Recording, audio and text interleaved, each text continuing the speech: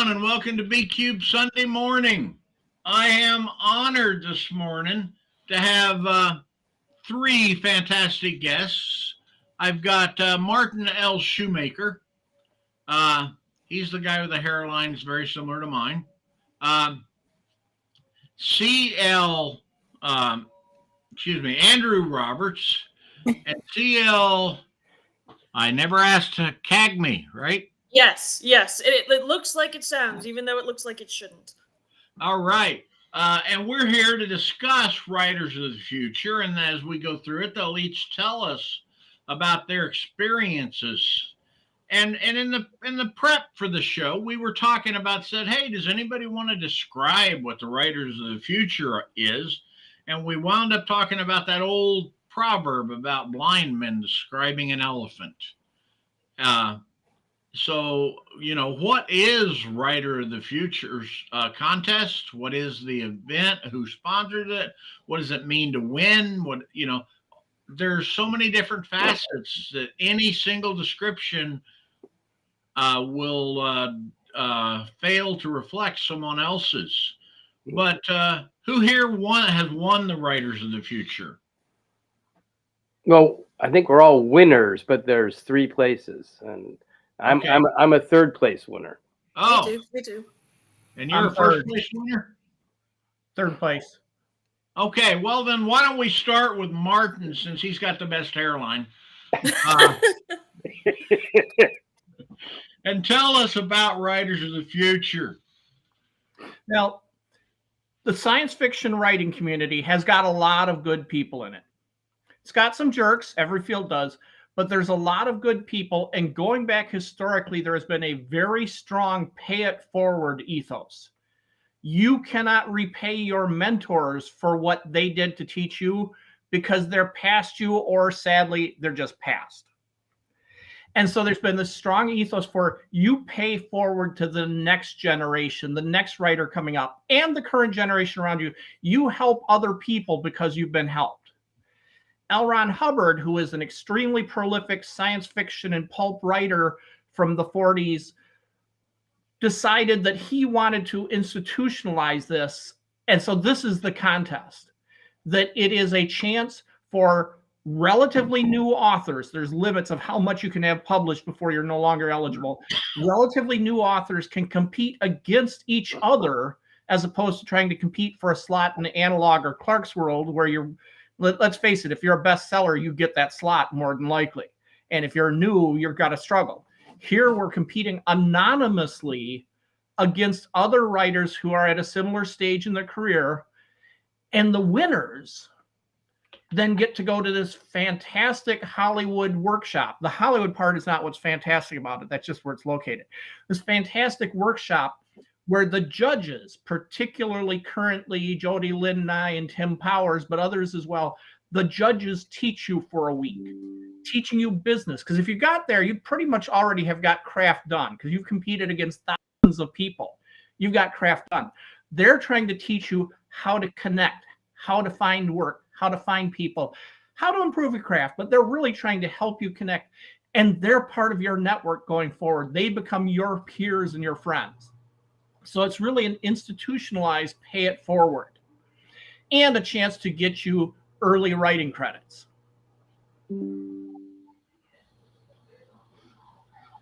Well, that's fantastic. I hadn't considered it as paying forward, but that is a common theme I hear from a lot of people. Ken Scholes, for example, one of his mentors was, the guy that wrote The Illustrated Man. Ray Bradbury. Ray Bradbury. Yeah, my brain's gone dead. One of his mentors was Ray Bradbury, and he's spent a lot of time doing wonderful writer workshops as his way of paying forward. I don't know many successful writers who don't try to pay forward, so that is most excellent. Now, since you're next on the screen, CL, what's your thoughts on what is Writers of the Future? All right. So I do agree with everything Martin said about it really being a matter of paying it forward. And I really appreciate that this is a forum where you actually cannot enter if you've had too many professional publications. So it's specifically for new writers, and it's judged by some, very big names in the industry. A lot of people who I grew up reading. My story is interesting because I did not really know what Writers of the Future was in great detail before I submitted. I was in a bookstore one day. I saw this book. I love short story collections, so I picked it up, and I loved every single story in that book, which is very rare. And they were such a broad spectrum. So I was like, oh, they're taking submissions. I should submit to this. And then after I got the call saying, oh, by the way, can you come to Los Angeles in March? That was when I learned that it was a whole larger thing. So I submitted just based on really enjoying the content that was already putting out and thinking, hey, I'd love to be part of this. And then finding out who the judges were. And another thing that I think is great is that there is a lot of mentorship from the judges, which I really appreciate. Robert J. Sawyer has a Patreon where he shares some really great business advice for writers. But also the friends that I made. Like I met Andy at our Writers of the Future session, and we've been very good friends for I don't know 8 years now, 7, something like that. Yeah, since So 2017. I am your brother. yes, he is my brother, and I'm his sister. And he's the only brother I have, so that's very special. And I nominate Andy to speak next. Uh, well, for me, Writers of the Future was interesting. I actually was cajoled into submitting my work by Cliff Winnig, who hosts the Third Sunday, right? And I'm friends with Megan O'Keefe, and I had been in the same writers group out here. She's a winner. And I met Andrea Stewart at a local convention, and she's a winner. And I knew another winner, Erin Kashir. And Megan tried to convince me to do the contest as a good way of getting published and seen. But Cliff basically broke out the rubber hoses and the telephone books and kind of beat me into submission by constantly harassing me about submitting. And I submitted a story called Memories Requiem, which got a silver honorable mention. And then the next one I submitted was Tears for Shulna, which won 3rd place. And then I went to this workshop and started running into people that, like Claire said, that I had read growing up. But it's an interesting thing. There were some mixed things about the experience, but overall, it was the best thing for me was not just getting published and getting money. It was actually meeting and making friends with some people that I'm still friends with, like C.L. Kagmi and Doug Souza and Jake Marley, who was the Golden Pen winner. And that's where I met Martin, was at the workshop, because he came with some of the previous winners. So I don't have a really clearly defined experience or description for the contest, other than that it's a contest I was kind of like forced into. Somebody had your best interest in mind. Yeah, Cliff Winnig, and Cliff has been submitting stories and getting honorable mentions and being a finalist multiple times. But I was talking to him last night, and I told him, you're going to pro out before you win a story. So, what do you mean when you say the word pro out? You're only allowed to sell so many pro stories before you lose your eligibility for the contest. The contest is for unpublished writers or writers who haven't published professionally. Yeah.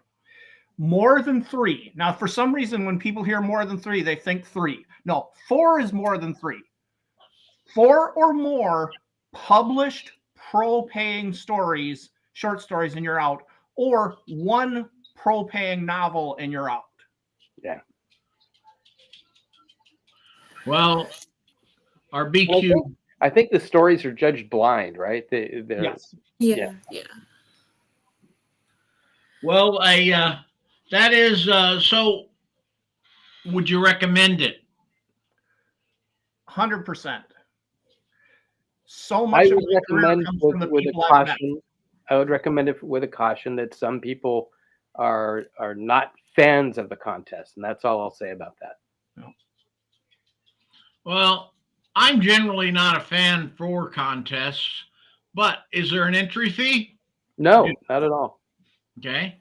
That's one of the kinds of contests that I warn people to never touch a contest with an entry fee. And in fact, big prizes, you get paid a prize for your placing, and you get paid pro rates for your story when it's published in the anthology. So it's the opposite of a fee. And what I think is actually really cool about it is it's not just writing. They also have the artists are included in the artists of the future. So like when your story is in the anthology, you know, there's one of the winners of the art contest gets to do an illustration for one of the stories, and some of the illustrations are pretty amazing. And then you as the writer get a copy of the illustration, and it's framed and nice. But it was very, I got really lucky because my artist pair up was Rachel Quinlan, and she did just an amazing painting of for my story. And then she gave me the original painting, and I have that, and it's a trip. I saw this. Oh, go ahead. Just showing off the art for my story. And we've picked up an echo on my end. Do we have echoes everywhere? Well, it was a very brief echo. Okay. That's the painting by Rachel Quinlan.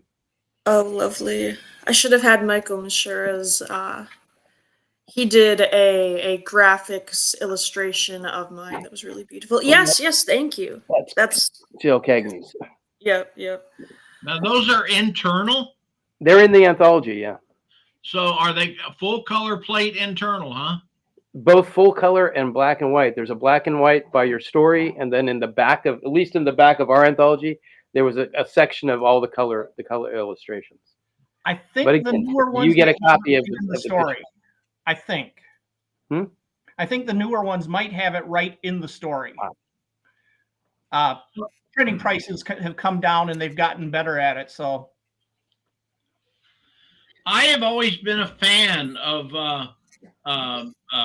black and white art in the anthology next to the story. Unfortunately, that means I have a budget that says I can hire artists or I can hire writers. Mm-hmm. And I hire the writers. Now let me win the lottery, and hey, we might see some interesting stuff. You also pay poets. And I pay poets. Yeah. Well, that's a fun thing about BQ Press. We have essays. One of the best essays in one of our stories books is David Brin wrote us a nice essay. Adam Troy Castro's written this essays, and we have poets. We have Andrew Robe3rts. Jane Yolen writes poetry for us. We have fun doing this. Yeah. Now, you see, I put up a comment that I think is very valid for what I've talked to a lot of writers of the futures. It says writers of the future is a, let's see, what did I say? Oh, is a ladder, not a platform. Yeah, it's accurate. Because what's it done for you, do you feel like? Has it changed how your work is perceived, how you market, how you sell? It's complicated because within the field of the judges, it changes a lot. There are only 12 of us that they meet every year, and they tend to remember us more than we realize.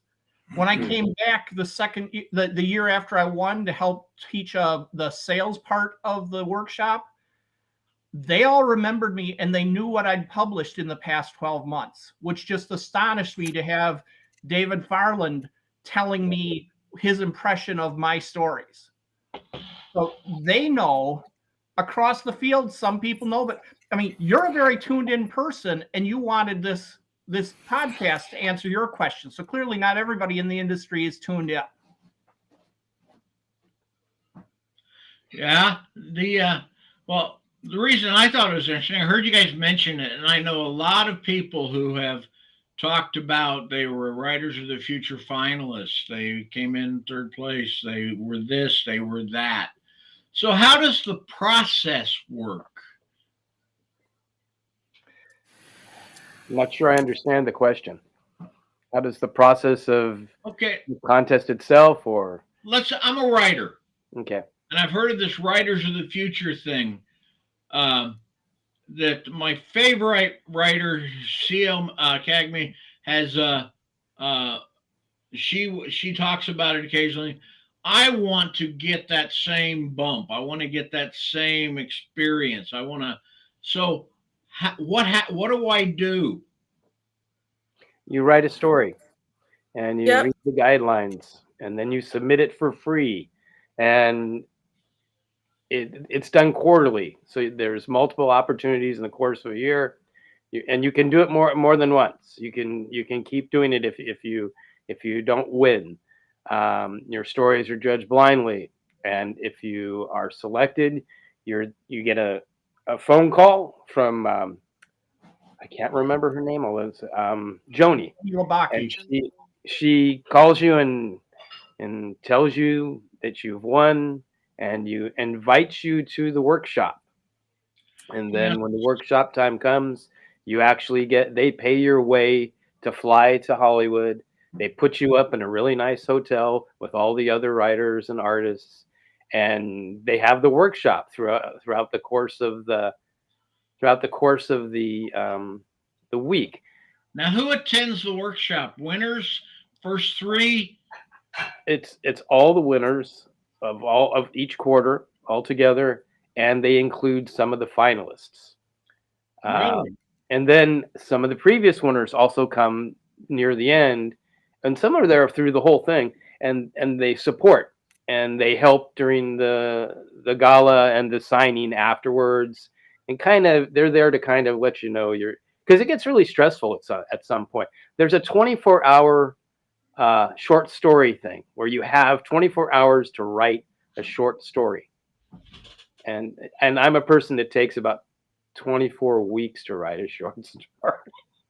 And there are so many shenanigans. I mean, you're putting 12 to 15 writers in a hotel together for the better part of a week, and occasionally they send you out to like talk to people on the street to gather inspiration for characters. And I'm like, okay, yeah, this is great. We're just releasing 12 feral writers into Los Angeles. Nothing interesting will happen here. Yeah, on Hollywood Boulevard. Yeah. I have to unfortunately break the bad news that they've stopped doing that because Hollywood Boulevard today is significantly different from Hollywood Boulevard 8 years ago. Yeah. And there have been some safety issues that they talk to each other now. Yeah, my roommate was Jake Marley, who won the Golden Pen, and Jake and I, we had been talking long before the actual workshop. He and I just really hit it off. So I asked Megan, who was in charge of who was going to be roommates. I said, "Hey, can you make Jake and I roommates?" And she said, "Yeah." And so we were basically, it was Jake and Andy's summer camp.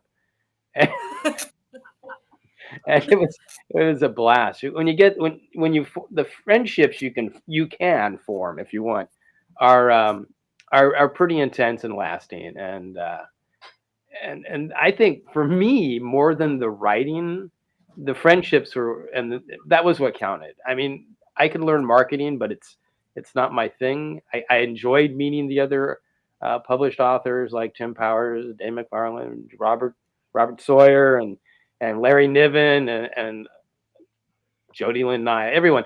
But it was my compañeros, man, my fellow prisoners, And that that's important because made the most. if you go and look at those judges, 5 of the judges that I know of are basically all part of a social circle that they met back in their college writing days. So forming that network, those people are going to be your brothers and sisters going forward in your career. Yeah, And Dave was great. He was. I love talking to Dave, and Tim Powers is crazy fun. Mike Resnick would beat you up verbally if you didn't know the history of science fiction and science fiction writers, but it was a blast.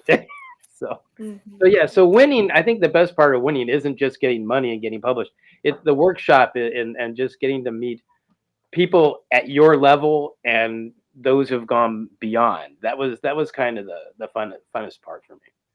And I think the support is huge because when you're a new writer, it is very likely that there's not a ton of people like telling you you'd better finish that story. That's not one of the things we usually get externally pressured for. But in our network, I also know the venerable Cliff Winnig, and your writers of the future friends can be those people to be like, hey, where's that story? Where's that novel draft? Hey, you'd better submit here. And that's actually a huge impact because that is not something that writers get in a lot of places, in my experience. So, yeah, I mean, that's something I've heard a common theme of a lot of writers' workshops, that are recurring, where the people you meet there are become lifelong friends, and that's important. So now, you guys, and it's friends from all over the world. We that's had true. Bill from Finland and Anton from Britain. So, and I miss Walter, who sadly passed away a few years ago. But he was one of my close writer friends from Nigeria for some years. And he was an amazing writer. Who are we talking about? Walter Emiko Dinjos. He varied his name slightly in his credits, so I'm never quite sure which name you'd know him by reading him. A Nigerian writer who sadly was hit with diabetes and didn't make it. That is a tough one. And what's really sad is that with the way the things have changed in the industry, with who is getting published, he would have been huge. Yeah. He was a great writer, totally in touch with African culture and folklore, and he knew how to bring it into like this gorgeous, fantasy modern stuff. He was so talented, and yeah, he and Claire were like, they were super close. So yeah, Walter Dinjos. He still has a bunch of short stories on Amazon, I believe. He's in Bourbon Pen, yeah. So, Martin, what's your current projects, your work you're doing? I mean, Writer of the Future, like I said, was your ladder. You climbed that ladder. So what's the view from the ladder right now? Well, I've got too many irons in the fire, which we're all guilty of, I suspect. The biggest one I'm working on right now today is actually inspired by the Writers of Future workshop, where the late Dave Farland, who was our judge that year and your year as well, Dave mentioned a trope that he hated. A trope he absolutely positively hated, where it starts out with a bunch of elves in the tavern around the table drinking their ale, and door gets kicked in and the dwarf comes rushing in with an axe raised overhead, and he said he shuts the story down right then because he's seen it a million times. And I decided that Dave didn't let the story continue for another 10 seconds when the director yells cut and starts chewing them out because the stupid dwarf is wearing black dyed Nikes instead of his boots that the wardrobe was issued for him. And I'm taking that and running it into a novel about an elf, a dwarf, and a witch who got trapped in our world and are trying to survive in Hollywood. Oh, a reverse of the traditional. I entered the dark cave and felt the tingle, and I looked around, and ah, Yep. This is they came here for reasons that are explained, and now they're stuck and they may never get home. And in the meantime, who'd be more authentic playing an elf and a dwarf than an elf and a dwarf? And Martin's been hugely successful since Writers of the Future. What was your book about the robot? I can't remember the name. It's escaping me somewhere. Today I Am Carrie. Yeah, this is just a brilliant book and full of heart. And he really benefited from his experience, and he put it to work, and he's kind of a model of what to do after you come out of. I did the absolute opposite of what Tim Powers said. I think Tim, and this is funny because Tim does write poetry, but he said, "Don't write poetry. Nobody buys poetry." And I ran away from writing prose and started writing poetry. I'm a bad student. And it's great poetry. You have books. You do have books. Long books. Come on, German Rose. Yeah, and then Claire has CL Kagmi. Sorry, Claire. She writes so much, and she mentors and does a whole lot of stuff, and she should talk about that because it's another aspect of things she's picked up. She's a far more professional writer than I. So, unfortunately, most of what I write is not speculative fiction, so that's why I don't have as many CL Kagmi publications lately, but I am a professional writer writing for various companies and helping people with their memoirs and things. And I do have a book of short stories, which I was very pleased to collect all the short stories whose rights had reverted to me, called Twice Born on Amazon. And I do write a lot, but not as much speculative fiction as I would like. So I have like several mostly drafted novels that I need to get back to, as Andrew Robe3rts regularly reminds me.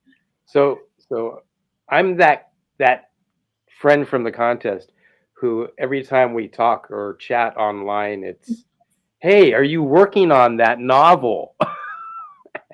And actually, she has. If you read her piece, the Twice Born stuff, that's related to a novel that's like, I think, finished or close to finish, but she's hesitant. And so anyone watching this, go read Twice Born off Amazon, and then start bombarding her with emails to finish the book, please, because I haven't got to read it yet, and I want to read it. So fair.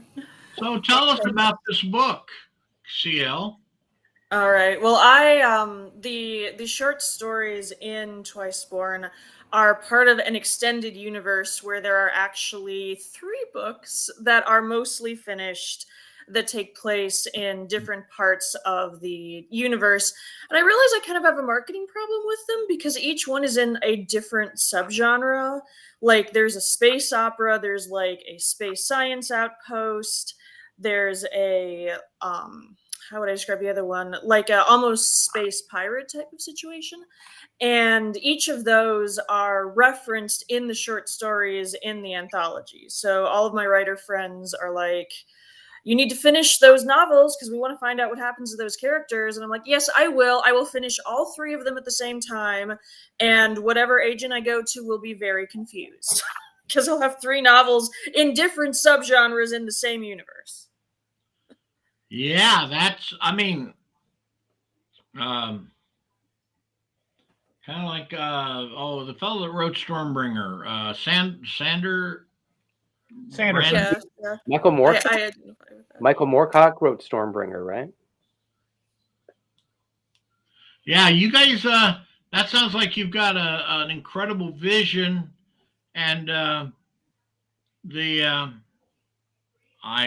am just hoping you pull it off. Thank you. And I am that writer friend who tells Andy to keep writing poetry because his poetry is amazing. And like legit his German Rose book, it's not really speculative fiction. It's World War I fiction, but I am a huge fan. So German Rose, I sent it to lots of agents and they all liked it, but didn't know what to do with it. It's a novel in verse. And so I was, I ended up self-publishing it mostly because she kept telling me to do something with it. So I did. But it's funny, when I was writing it, there's a Valkyrie in the story who rescues the protagonist at the beginning of the book. And anytime I have a question about Valkyries or Norse things, it's, hey, Claire, I've got this poem I'm writing. I'm not sure what's going on. And this woman has shown up and I describe what's going on. And this is the second Valkyrie. And Claire tells me exactly who she is. And it's like, this is fiction, right? Yeah. I have a special interest in Norse mythology, and the number of times, and this has not just happened with the Valkyries, the number of times that one of your characters does something, Andy, and then someone who knows more about the situation than you do is like, oh yeah, this is what's going on. I'm half convinced there's some low-key channeling work going on there. But So let's go back to what you just said. You're an expert in Norse mythology? I mean, I'm not a PhD, and I know a lot of people who are much more expert than I am, but more than the average American, probably. That's cool.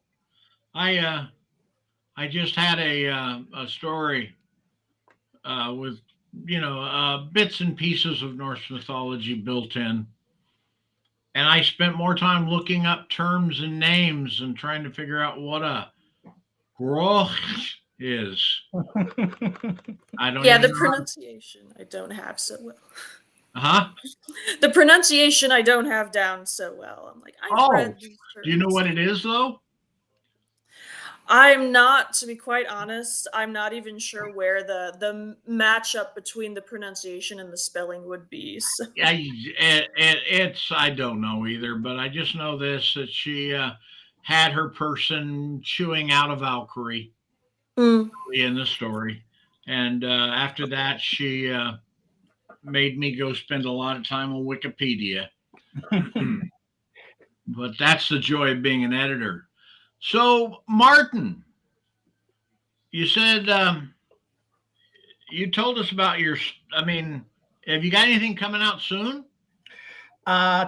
In analog right now is the most gross story I have ever written. My first reader says it's the most gross story he has ever read. It's called Sluggish. Normally I write hard science fiction stuff, physics stuff. Physics breaks you and crushes you. This is a hard biology stuff, and biology leaks all over you. And this is a story about 5 women based on 5 writers of the future winner, who I'm not allowed to name because they've all disavowed the story, but 5 women who go to a planet and encounter giant slugs. And things go badly from there. Humorously badly, but biology is gross. Well, come on, biology's fun. Yeah, one of the things, none of you live in Portland, right? Or Seattle? Yeah. Yeah, nope. I mean, nothing quite like that late night going to the bathroom moment where you and a slug encounter each other's toes on the bathroom floor. That's pretty much exactly what happened to these 5 writers when they were on a writer's workshop. And I thought it was so funny, I turned it into a story, and they haven't mentioned that story since because it was too gross.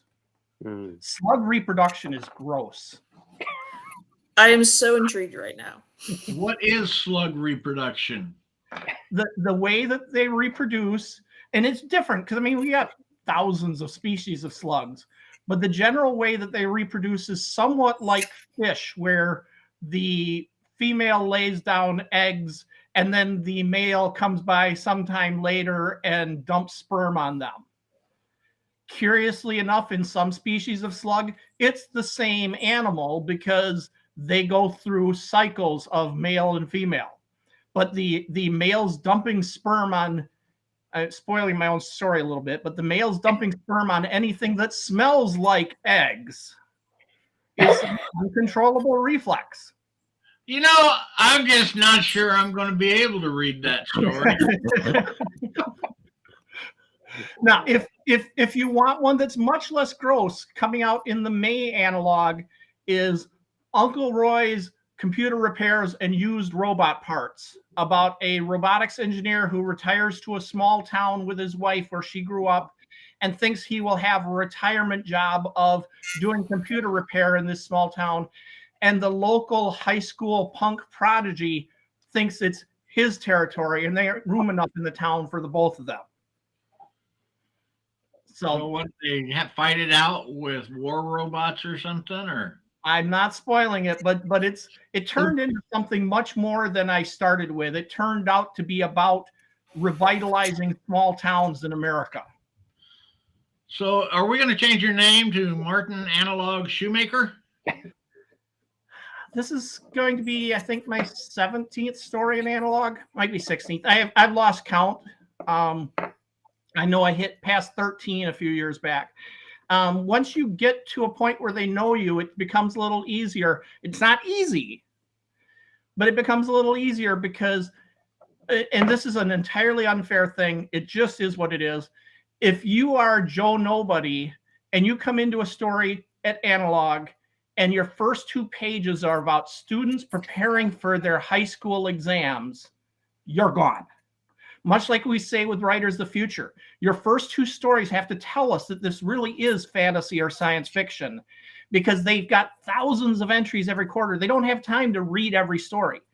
At Analog, if Joe Nobody comes in with students studying for their high school exams, Trevor at Analog is going to get 2 pages in and throw it away. This person doesn't know where they're submitting. If I come in with 2 pages of students studying for exam, Trevor's going to say, I wonder what Martin's up to. I need to read to find out. It's just a matter of motivation. That is one of the greatest challenges as an editor, is to sometimes force yourself to read past the, oh, this is crap. Oh, come on. Haven't you, anybody who's read, read, has had that thought. Yep. Now, I will not attach any names to that. But wow, that's pretty good. So now, did they send you a jacket like Saturday Night Live sends, gives the 5 hosts, your 5th hosting Saturday Night Live, you get a jacket and a key to the secret room? No, but there is the Analog Mafia pin. And it's not the 5th story. You are essentially, okay, the Analog Mafia is a bunch of old-time analog writers, and they don't all agree with each other, because if you put 2 writers in a room, you get 3 opinions. But the Analog Mafia, in the eyes of the person who says he founded it, is, if you have been published in Analog once, you are part of the Analog Mafia. And if you run into Arlen Andrews at a convention and tell him, hey, I was in such and such an issue, he will hand you a little pin with a picture of a ray gun shooting out with Analog Mafia. So I remember that. My Analog Mafia pin somewhere around here. Interesting. I had no idea that Analog had anything like that going on. Pretty cool. It's not official. It's entirely run by some of their long-term writers. So I can like it. I mean, I had never heard of it. Now, are you going to get chastised for revealing the inner workings? I doubt it, because I get to wear the pin at conventions, and they publicly feud about it. So, but there is a theory which says the only way you get into the Analog Mafia is to make room, because they only have so many pins. So you have to bump up an old member. I am not allowed to comment on that one. Well, now, do you have any health issues that we should be aware of? I mean, like, would a sudden, say, an acceptance letter with a large check, would that send you over to the edge or something? Or? Oh, no. Oh, okay. Well, I guess you're screwed there. Just look. Good, let him off. So I'm going to let a secret out. That's not really a secret, but Martin has a collection of neckties, and they're some of the coolest neckties you can imagine. And they're usually somehow connected to not just there you go, not just a story or something or an event, but there's special things about these neckties. So all you people out there, if you really want to make Martin's day, find him a special necktie and mail it to him. Oh, I'm trying to get you more neckties, Martin. hey, Martin, send me your mailing address. I was before I shifted to suspenders, I was I left the working ranks and became a professional, and I thought that meant you had to wear a tie, and so I started wearing ties, and I realized these ties are boring, and I started wearing better ties. And then I found a bunch of boxes of old silk ties at Ooh, yard sales. And nice. when I got done, I couldn't fit all my ties into a drawer. Um, and I just hate the idea of giving them to Goodwill so that they can get shredded and used for animal bedding. Um, so I would be honored. I will dig out a few of my better ones. Uh, Now, and there's actually a story behind the ties. oh God, yeah, there The are. ties back to the workshop, and it's partly the story of CL's lipstick. Sorry about that. One of the lessons they teach us at the workshop is about establishing your author brand, including your author look. And CL's is the blue lipstick, mine is the ties. And they talk about how this makes it much easier for people to find you and identify you at social engagements. How do I find CL? Well, look for the blue lipstick. Now, at a typical convention, that reduces it down to maybe 30 people. But 30 is a much better odds than 3,000. True facts. Yeah, did you any of you people know Jay Lake when he was with us? Yep. You know, how'd you find Jay Lake? Shorts and a Hawaiian shirt. Yep. And this is the lesson they taught us of be recognizable and comfortable because you're going to be wearing it a lot. Oh Lord. Every now and then I see those pictures from when Neil Gaiman was doing the cloak thing, and he's clearly in Australia where it's like 90 degrees out, and he's in this heavy black cloak, and I'm like, I feel like I am learning lessons vicariously. Yes, lipstick is much less of a hassle than a cloak. Yeah. So somebody here says that anybody want to comment on this, Andrew? Andrew is the dude that pulls off the beatnik monochrome look, and I can't to a T. To a T. Yeah, I'm wearing this hat because I'm trying to train it because it's new and it pulls in the wrong directions. But other people who know me know that there is a garment that I tend to wear more frequently than I should, and it's called a kilt. So there are lots of pictures of me in Highland wear. Do you have the legs for it? That's the only question. Well, you just wear the good socks and you wear your Doc Martens and you're good to go. Because Highland wear can be with them? Sorry? You don't wear the kilt with the socks and Doc Martens? I do. Oh, okay. not wearing the kilt and just wearing the socks and the Doc Martens would be a different author's brand. Yeah, they have. Yeah, of course, I know a few authors that would be their brand if you dare get in an elevator with them. But that's a bad joke. And do you have a black kilt? No, I have several kilts. My favorite is it's a district kilt from the Isle of Skye. It's got lots of green and purple, and it's a really cool kilt. I've got a Black Watch kilt. I've got a Fraser kilt from my family. I've got a Robertson kilt, and there's another, but I can't remember what it is at the moment. But usually I wear the Isle of Skye kilt. It's my favorite. So. Yeah. Now, is that Robertson ROBERT or ROBER? It's ROBERTSON. And then, as you can see, there's a Glengarry that I can wear with it. So, But Okay, here, I Mark, can't keep my kilt separate from my writing, you know. a second here. I'm copying a link for our commenters because while we're coming down to the end, and this is the part I like the best, where we sit around and kind of BS with each other. And I sense that you guys would do that even if I wasn't here. I do want to mention the next piece that I have scheduled somewhere in the Who Knows When future, which is a poem that's going to be included in a BQ Press anthology called Scott's Planet.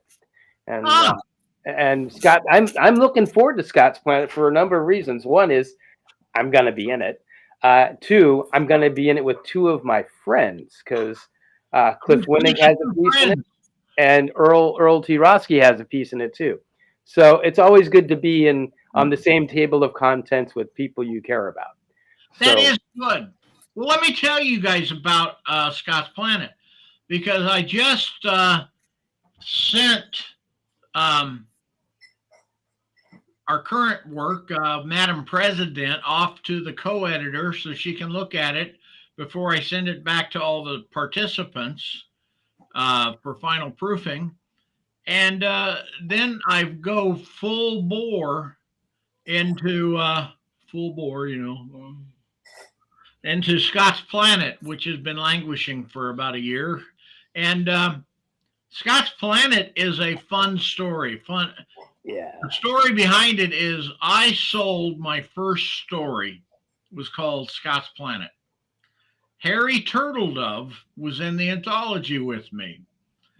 He sent me a glowing review of my story that forever changed my life. He said, "Nice story." That was it. 2 words. But by God, they glowed when I read them. So ever since then, I've always wanted to do an anthology because here's the deal. The planet, imagine if corporations, faster than light drive, and I'm sorry, Martin, but FTL is just fine in stories. But the FTL gets invented. We get out to the asteroid belt. We've got resources out the yin yang.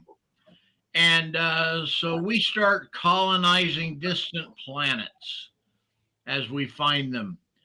And then one day the corporation says, "Wow, this is really great, but we're not making any money." And so they tell these distant planets, "Yo, dudes, we're done. You're on your own now. We're not going to keep supplying you because it turns out the physics of lifting things off planet is really is more expensive than we want to do it. And unless you've got something in your solar system that doesn't require that, you're SOL." And so this is the story of one of the abandoned planets. And they're trapped on a planet, not trapped, they had the option to leave, but they opted to stay on a planet where you have 12, I forget, 12-meter long dragonflies. You don't have real dinosaur planet. I think this is the early Cretaceous period we've set this in, where, I see a biology nod. Yeah. So the increased oxygen content, higher density of air, allowed a lot more interesting insects and stuff. And so we're not like running from Sleestack or dinosaurs or stuff, but we're in an interesting type of environment that's not as commonly used in science fiction. And in a scenario that says, okay, we've still got our 3D printers and everything, and our technology is going to be good for the next 10 years, more or less. But then what? How do we transition into survival? And how do you deal with the people who want to take over and consolidate their own resources? And I am pleased to have Andrew in there. he wrote a wonderful poem because one of the pieces is about somebody who's opted to stay that runs the space station that was the supply depot. And I think your poem is one that I'm sticking right next to that Oh, cool. because your poem tells us better how she's thinking and imagining and seeing the world than the writer of the story did.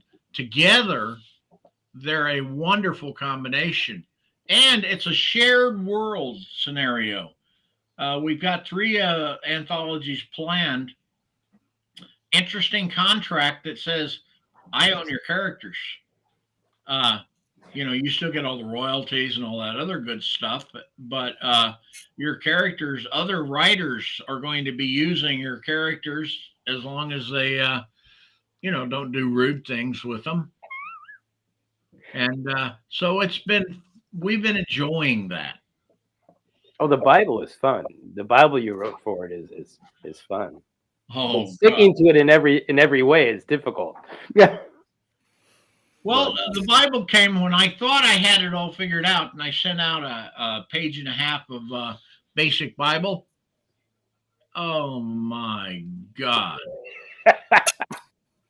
Writers, Mark Twain once said, a fool can ask more questions in an hour than a dozen wise men can answer in a lifetime. Um, but, and I won't say the writers were fools because no, they were wonderfully diligent, asking good, hard questions. So some of it right down to I hadn't gone into a full discussion of the density of the planet associated with the gravity and size, and so they literally wanted me to explain how I got a larger planet with this gravity and you guys know Gerald Nordley from I think he publishes an analog occasionally. He helped me out a little bit. But yeah, so you didn't log on to hear me talk about the joys of a shared world anthology, but it has been a challenge, and I actually took one of the writers. How do we develop the Bible? We held Zoom workshops with all the different writers and went through questions and details and issues. And then one of the writers actually took over editing the Bible. And I've never know how to say thanks other than, oh my God, let's get this thing done so that we can move to volume 2 and volume 3. Because that's the tough part. When you read a story that is wonderful and great, but you say, I'll buy it, but I'm only going to buy it for volume 3. And that's like a great leap of faith for them. Mr. Roberts is here. Okay, I was just looking at the things. So, anyhow, that's way more talking than I'm supposed to do here, guys. It's good. So, now tell us what's in your future, the rest of you guys here, because we are coming to the end.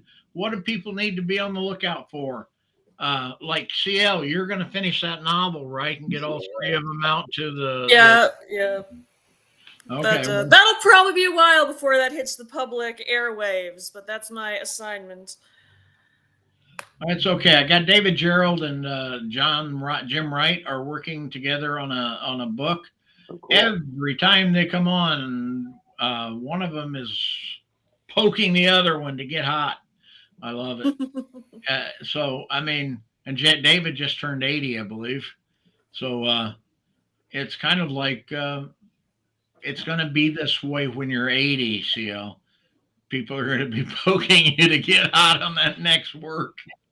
Honestly, if it were a collaboration, they would probably be done right now, because the last time I collaborated on a work, every week, so where's the next chapter? So where's the next chapter? So where's the next chapter? Which is great. Oh, I love collaboration. Tell you, we should do a show someday on collaboration. What about you, Martin? What do people got to look forward to from you? The two analog stories are what's there ready to look at now. I have a very, very odd novel with my agent right now and haven't heard back from him yet. FireCon, which is a great workshop for writers and illustrators, although it's harder to do illustrations remote, but it's a workshop for both. FireCon put up a prompt a day for the month of October for a short story for flash fiction, but I'm an overachiever. I started writing a short story for every prompt, and I was 3 days or 4 days in when I started realizing that these are completely different worlds in completely different universes, and it's one long novel. Ooh. And it turned to, I honestly think of it as my dandelion wine. If you're familiar with Bradbury's dandelion wine, Yeah. a book made up of stories that all happen in one town. And if you read through them, you start finding a larger thread behind it. And this is similar, Holy that it starts out with individual stories in individual worlds, and pretty soon it's also stories about the people who wrote those stories and the menace they're facing in this world. You know, this is about the most embarrassing thing I've ever done. I realize I got my days of the weeks of the month wrong. For all of you who tuned in wondering where David, Gerald, and Jim Wright were, this is what happens when you get overloaded and overwhelmed. I just booked you guys on their slot. Oh no.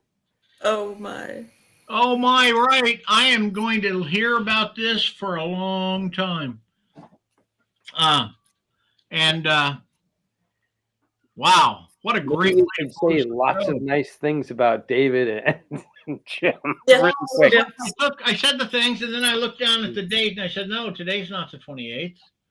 And yes, it is. I'm going to bow. You know how much crow I'm going to be eating? Make sure A you lot. record it. It'll be entertaining video. No. I'll put it on the order of the slime, the slug sex, Oh. you know? And I'm having a bad image, Bob. I don't want to share it. well, hell, as long as I did it, I own it. I'm sorry I did it, but you guys have been a wonderful group of people to have on, and I am going to go resolve this. So, yeah, this is I can't believe I did that look. Kind of the one that said the look I probably had on my face when they said I'm going to do a anthology and have it out in 100 days. You know, hey, we did it. But thank you guys all. So, anything else you guys want to add before we go? What's the next anthology you're going to offer an open call for us to try? It's going to wait. They're out there. They're defined, but I'm going to hold off. If you go look on Moksha, you'll find them, but they're not secrets. But I'm not going to. That I promised myself that I wasn't going to put any new anthologies out until calls out until I get all three of the ones that are that I've accepted stories for in the queue where these they're waiting for their publication that have a publication date. Until then, no more open calls. I owe it to the writers who give me stories to not do that. Not buy a story from them and let it sit forever like I did with your poem. Because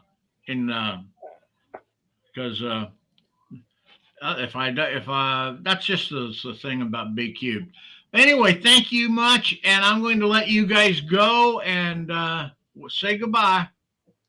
Bye, folks. Thanks Bye. for listening. Bye.